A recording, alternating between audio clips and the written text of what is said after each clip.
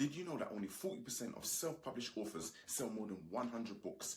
Avoiding common mistakes can make all the difference. Today, I'm revealing the top 5 mistakes new authors make on KDP and how to avoid them. Stick around to learn the secrets that successful authors wish they knew from the start. Let's dive right into our first story. Embrace mistakes. Meet Morgan. Morgan is a first-time KDP author and was terrified of making mistakes. She spent countless hours revising and revising her manuscript, afraid to publish anything that wasn't perfect. But she learned quickly that embracing her errors was the key to growth.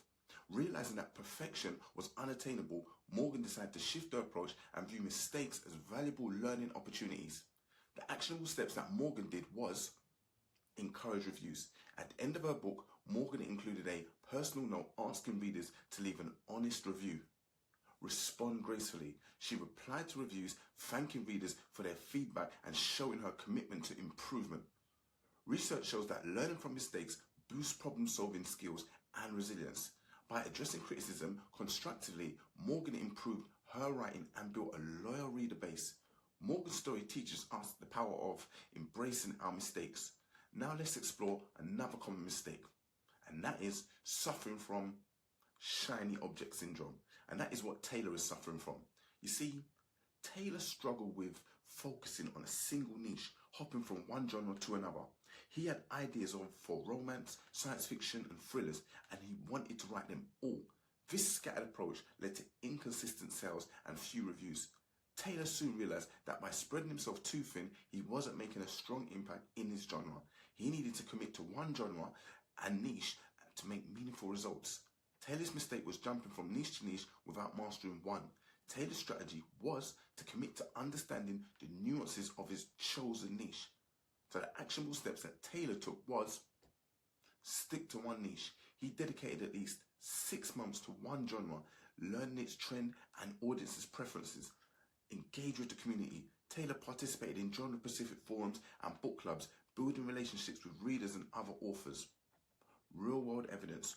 Authors who focus on a single niche tend to build stronger, more engaged audiences, resulting in more organic reviews.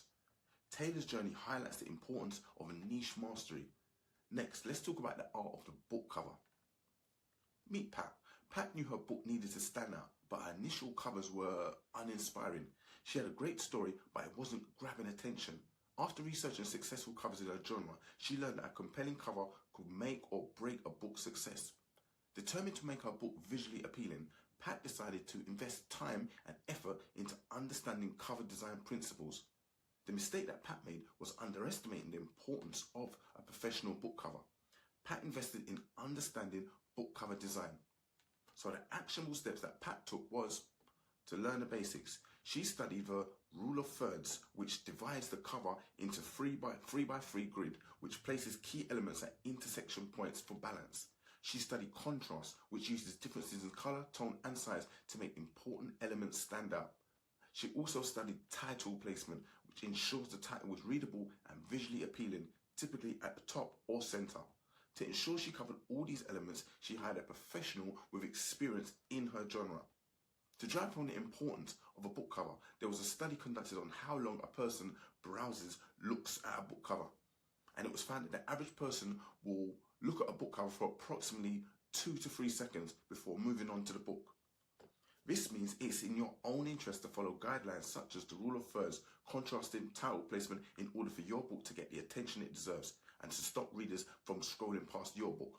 Pat's story shows how a little knowledge and investment in design can go a long way. Moving on, let's discuss the importance of editing and formatting. Meet Jordan.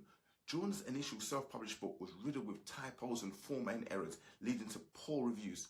He quickly realized that his haste to publish had compromised the quality of his book. Understanding the importance of a polished final product, Jordan decided to invest in professional editing and formatting. The mistake that Jordan did was to neglect proper editing and formatting. Jordan realized the need for professional editing. The actionable steps that Jordan took was to hire an editor. He outsourced his editing to a professional. Also, Jordan invested in formatting software. Jordan used software to ensure his book was formatted correctly for all devices. Properly edited and formatted books are 68% more likely to receive positive reviews. as readers value smooth reading experience. Before we dive into our final story, once I've earned your trust, check out my Udemy course, How to Excel on Amazon KDP.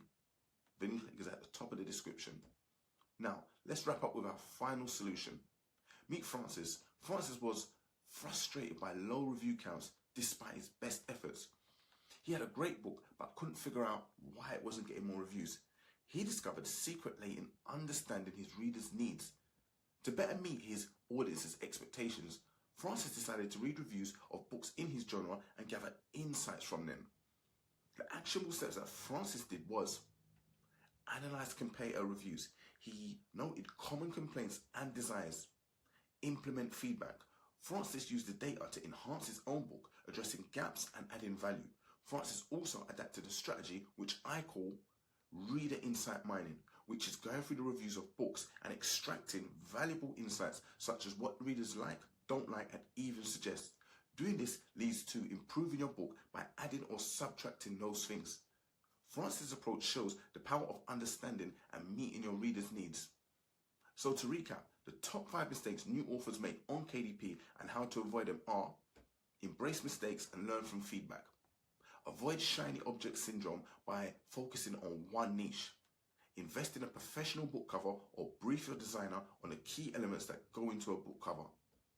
Ensure flawless editing and formatting. Use reader insights to enhance your book. By implementing these strategies, you can significantly boost your chances of getting more reviews and achieve success on Amazon KDP.